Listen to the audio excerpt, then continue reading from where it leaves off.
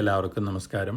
ഞാൻ Ramakrishnan TP, SEBI registered research അനലിസ്റ്റാണ്. ഈ ഓഡിയോ കേട്ടതിന് ശേഷം ഡിസ്ക്ലെയിമർ കൂടി വായിച്ചു നോക്കണമെന്ന് താല്പര്യപ്പെടുന്നു. ഇന്നും നമ്മൾ എക്സ്പെക്റ്റ് ചെയ്യുന്ന ഒരു ഗ്യാപ്പ് അപ്പ് ഓപ്പണിംഗ് ആണ്. ഗ്ലോബൽ സിറ്റുവേഷൻ നോക്കുകയാണെങ്കിൽ വളരെ പോസിറ്റീവാണ്. അമേരിക്കയിൽ നാസ്ഡാക്കും അതുപോലെ തന്നെ S&P 500 ഒക്കെ റെക്കോർഡ് ഹൈനടുത്താണ് ഇന്നലെ ക്ലോസ് ചെയ്തിരുന്നത്. നാസ്ഡാക്ക് 100 ഓൾറെഡി റെക്കോർഡ് ഹൈയിലാണ് ട്രേഡ് ചെയ്യുന്നത്. ഡൗ ജോൺസും റസൽ 2000 ഇൻഡെക്സ് മാത്രമാണ് ഇനി റെക്കോർഡ് ഹൈ ഹിറ്റ് ചെയ്യാനുള്ള ഇൻഡെക്സുകൾ അമേരിക്കയിൽ. ഒപ്പം NVIDIA, മൈക്രോസോഫ്റ്റ് ഈ രണ്ട് സ്റ്റോക്കുകളും പുതിയ റെക്കോർഡ് ഹൈ ഹിറ്റ് ചെയ്തിരിക്കുകയാണ്. NVIDIAയുടെ മാർക്കറ്റ് ക്യാപിറ്റലൈസേഷൻ $3.77 ട്രില്യൺ ആണ്. മൈക്രോസോഫ്റ്റിൻ്റെ $3.66 ട്രില്യൺ ആണ്. മെറ്റ പ്ലാറ്റ്ഫോമും മുന്നേറിയിരിക്കുകയാണ്. അമേരിക്കയിൽ Q1 GDP ഫൈനൽ ഡാറ്റ വന്നിരുന്നു. -0.5% കോൺട്രാക്ഷനാണ് വന്നിരിക്കുന്നത്. ഇത് ഇൻഡിക്കേറ്റ് ചെയ്യുന്നത് US ഫെഡ് ഒരു പക്ഷേ ഇമീഡിയറ്റ് ആയിട്ട് പലിശ നിരക്ക് കുറയ്ക്കാനുള്ള തീരുമാനം എടുക്കും എന്നുള്ളൊരു ഇൻഡിക്കേഷനാണ്. അതിൻ്റെ ഒരു പോസിറ്റീവ് ഇമ്പാക്റ്റും അമേരിക്കൻ മാർക്കറ്റിലുണ്ട്. ഒപ്പം ട്രംപ് കൊണ്ടുവന്നിരുന്ന റിവഞ്ച് ടാക്സ്, അതായത് സെക്ഷൻ 899 എന്ന് പറയുന്ന tax big and beautiful tax ബില്ലിൽ നിന്നും മാറ്റാണ്. ഇത് തീർച്ചയായിട്ടും ഗ്ലോബലി പൊതുവെ പോസിറ്റീവ് ഇമ്പാക്റ്റ് ഉണ്ടാക്കുന്ന ന്യൂസാണ്. അതിൻ്റെ ഒരു ഇമ്പാക്റ്റും കൂടി അമേരിക്കൻ മാർക്കറ്റിലുണ്ട്. ഒപ്പം ഇന്ന് അമേരിക്കയിൽ personal consumption expenditure data May മാസത്തെ വരുന്നുണ്ട്. അതോടൊപ്പം തന്നെ പൊതുവെ വന്നുകൊണ്ടിരിക്കുന്ന ന്യൂസ് ഫ്ലോസ് എല്ലാം തന്നെ ഇൻഡിക്കേറ്റ് ചെയ്യുന്നത് US ഫെഡ് അമേരിക്കയിൽ പ്രതീക്ഷിച്ചേക്കാളും മുമ്പ് തന്നെ ഇൻട്രസ്റ്റ് റേറ്റ് കട്ട് ചെയ്യുന്നുള്ളൊരു കാര്യമാണ്. അതോടൊപ്പം തന്നെ ട്രംപ് പുതിയ US ഫെഡ് ചെയർമാൻ്റെ പേരും പുറത്തിറക്കുന്നുള്ള റിപ്പോർട്ടുകളുണ്ട്. എക്സിസ്റ്റിംഗ് ചെയർമാൻ്റെ കാലാവധി തീരുന്നത് മെയ് 26-ലാണ്, 2026. അതിനു മുമ്പ് സാധാരണ രീതിയിൽ ഒക്ടോബർ മാസത്തിലൊക്കെ പുതിയ ചെയർമാൻ്റെ പേര് ഡിക്ലെയർ ചെയ്യാറുണ്ട്. ഇപ്രാവശ്യം നേരത്തെയാക്കുന്നുള്ള റിപ്പോർട്ടുകളാണ്. ഇത് മാർക്കറ്റിനെ സംബന്ധിച്ച് പോസിറ്റീവാണ്. ഇനി കമോഡിറ്റികൾ നോക്കുകയാണെങ്കിൽ ഗോൾഡിൽ ഇന്നലെ ഒരു പ്രോഫിറ്റ് ബുക്കിംഗ് മോഡായിരുന്നു. $3,311 പെർ ഔൺസിനാണ് ഇന്ന് സ്പോട്ട് ഗോൾഡ് മോർണിംഗിൽ ട്രേഡ് ചെയ്യുന്നത്. കോപ്പറാണ് നല്ല രീതിയിൽ ഇന്നലെ മുന്നേറിയിട്ടുള്ളൊരു കമോഡിറ്റി. ഇതിന് പ്രധാനപ്പെട്ട കാരണം ഷോർട്ട് സ്ക്യൂസ് ആണ്. അതായത് ഷോർട്ട് സ്ക്യൂസ് എന്ന് പറയുമ്പോൾ ഫ്യൂച്ചേഴ്സിൽ ഷോർട്ട് സെല്ലിംഗ് നടത്തിയിട്ടുള്ള ഇൻവെസ്റ്റേഴ്സിന് അത് കവർ ചെയ്യാനായിട്ട് ഒരവസ്ഥ, അല്ലെങ്കിൽ ഡെലിവറി കൊടുക്കാൻ പറ്റാത്ത ഒരവസ്ഥയാണ്. ഇതിന് പ്രധാനപ്പെട്ട കാരണം താരിഫ് ഇമ്പോസ് ചെയ്തതിന് ശേഷം താരിഫ് ഇഫക്റ്റീവ് ആവുന്നതിന് മുമ്പ് പല രാജ്യങ്ങളും, കോപ്പർ ഇല്ലാത്ത രാജ്യങ്ങളിലെ കമ്പനികൾ ധാരാളം കോപ്പർ ഇമ്പോർട്ട് ചെയ്തിരുന്നു. സ്വാഭാവികമായിട്ട് ഇത്തരത്തിലുള്ള വലിയ ഇമ്പോർട്ട് വരുമ്പോൾ ഷോർട്ട് പൊസിഷൻ ക്രിയേറ്റ് ചെയ്യും ഫ്യൂച്ചേഴ്സ് മാർക്കറ്റിൽ. അത് ഡെലിവറി കൊടുക്കാൻ പറ്റാത്തൊരവസ്ഥ വരുമ്പോൾ തീർച്ചയായിട്ടും സ്പോട്ട് മാർക്കറ്റ് പ്രൈസ് ഇൻക്രീസ് ചെയ്യും. അത് തന്നെയാണ് കോപ്പറിൻ്റെ കാര്യത്തിൽ സംഭവിച്ചു കൊണ്ടിരിക്കുന്നത്.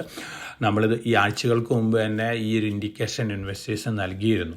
അപ്പോൾ കോപ്പർ മുന്നേറുകയാണ്. മറ്റ് കമ്മോഡിറ്റികളും ബെറ്റർ ആയിട്ട് തന്നെയാണ് ട്രേഡ് ചെയ്യുന്നത്. ഇന്ത്യൻ റുപ്പി US ഡോളറിന് അഗൻസ്റ്റ് ആയിട്ട് ബെറ്റർ ആയിട്ടാണ് ഇന്ന് മോർണിംഗിലും ട്രേഡ് ചെയ്യുന്നത്. ഇന്നലെയും ബെറ്റർ ആയിട്ടാണ് ക്ലോസ് ചെയ്തിരുന്നത്. ഓവറോൾ വന്നുകൊണ്ടിരിക്കുന്ന ന്യൂസ് ഫ്ലോസ് എല്ലാം തന്നെ ഇന്ത്യൻ മാർക്കറ്റിനെ സംബന്ധിച്ച് പോസിറ്റീവാണ്. എമർജിംഗ് മാർക്കറ്റുകളിലേക്ക് അമേരിക്കയിൽ നിന്ന് ധാരാളം ഫണ്ടുകൾ ഫ്ലോ ചെയ്യുന്നുള്ള റിപ്പോർട്ടുകൾ വരുന്നുണ്ട്. അപ്പോൾ ഇത്തരത്തിലുള്ള ന്യൂസ് ഫ്ലോസും ഇന്ത്യ അടക്കമുള്ള എല്ലാ എമർജിംഗ് മാർക്കറ്റുകൾക്കും പോസിറ്റീവ് ഇമ്പാക്റ്റാണ് നൽകാൻ പോകുന്നത്. റിലയൻസ് ഇൻഡസ്ട്രീസിൻ്റെ മാർക്കറ്റ് ക്യാപിറ്റലൈസേഷൻ വീണ്ടും 20 ലക്ഷം കോടി രൂപയിലേക്ക് മുകളിലേക്ക് വന്നിരിക്കുകയാണ്. ഒപ്പം HDFC ബാങ്കിൻ്റെ മാർക്കറ്റ് ക്യാപിറ്റലൈസേഷൻ 15.5 ലക്ഷം കോടിയാണ്. TCS 12.45 ലക്ഷം കോടിയാണ്. ഭാരതി എയർടെൽ 11.48 ലക്ഷം കോടിയാണ്. ICICI ബാങ്ക് 10.27 ലക്ഷം കോടിയാണ്. ഈ 5 കമ്പനികളാണ് ടോപ്പ് മാർക്കറ്റ് ക്യാപ് റേറ്റിംഗിൽ ഇന്ത്യയിലുള്ളത്. NSEയുടെ IPO ഈ ധനകാര്യ വർഷം Q3 Q4 വരാനുള്ള ചാൻസസ് ഉണ്ടെന്നാണ് പറയുന്നത്. അതോടൊപ്പം തന്നെ JP അസോസിയേറ്റ്സിൻ്റെ ഫൈനൽ ബിഡിംഗ് ലിസ്റ്റിലെ അഡാനി, വേദാന്ത ലിമിറ്റഡ്, ജിൻഡാൽ, ഡാൽമിയ ഭാരത് ഈ ഗ്രൂപ്പുകളാണ് ഫൈനൽ ബിഡിങ്ങിലുള്ളത്. അസ്ട്രാസെനക്ക 166 കോടി രൂപ ബാംഗ്ലൂർ സെൻട്രൽ സ്പെൻഡ് ചെയ്യാൻ പോവാണ്. R&Dക്ക് വേണ്ടിയാണ്.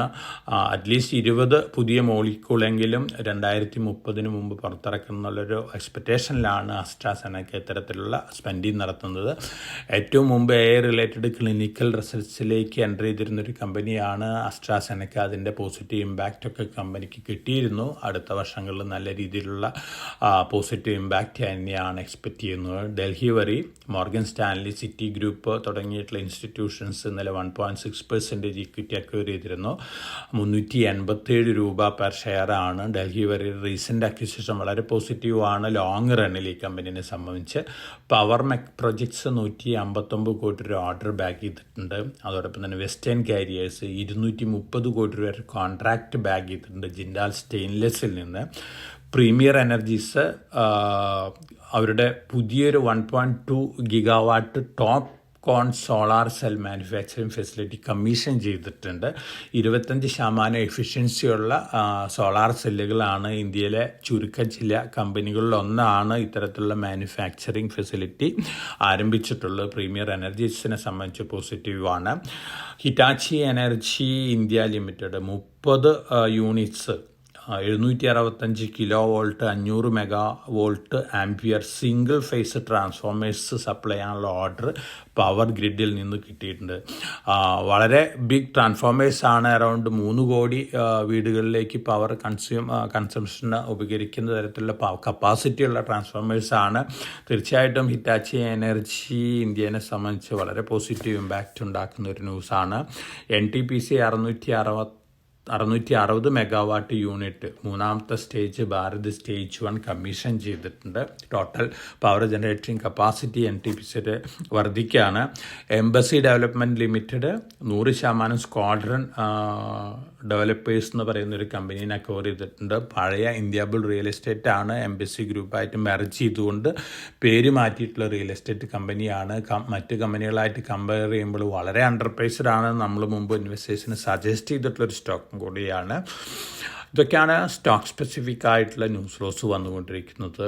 അതോടൊപ്പം തന്നെ നമ്മൾ ഗ്ലോബൽ സിറ്റുവേഷൻ നോക്കുകയാണെങ്കിൽ അമേരിക്കൻ മാർക്കറ്റുകൾ പ്രത്യേകിച്ച് S&P നാസ്ഡാക്ക് റെക്കോർഡ് ഹൈനടുത്താണ്. അപ്പം MSCI ഗ്ലോബൽ ഇൻഡെക്സ് റെക്കോർഡ് ഹൈയിലാണ് ട്രേഡ് ചെയ്യുന്നത്. നമ്മുടെ മാർക്കറ്റ് നമ്മൾ മുമ്പ് പ്രതീക്ഷിച്ചേക്കാളൊക്കെ മുമ്പ് തന്നെ പുതിയ റെക്കോർഡ് ഹൈ ഹിറ്റ് ചെയ്യാനുള്ള സാധ്യതകളാണ് കാണുന്നത്. നമ്മൾ മുമ്പ് എക്സ്പെക്റ്റ് ചെയ്തിരുന്നത് ദീപാവലിക്ക് മുമ്പാണ്. പക്ഷേ ഞാനിപ്പോൾ എക്സ്പെക്റ്റ് ചെയ്യുന്നത് അടുത്ത 4 ആഴ്ചയ്ക്കുള്ളിൽ നിഫ്റ്റിയും സെൻസസും പുതിയ റെക്കോർഡ് ഹൈ ഹിറ്റ് എന്നുള്ളൊരു കാര്യമാണ്. അപ്പോൾ വളരെ പ്രോമിസിങ് ആയിട്ടുള്ള ഡേയ്സ് ആണ് നമ്മളെ സംബന്ധിച്ച്.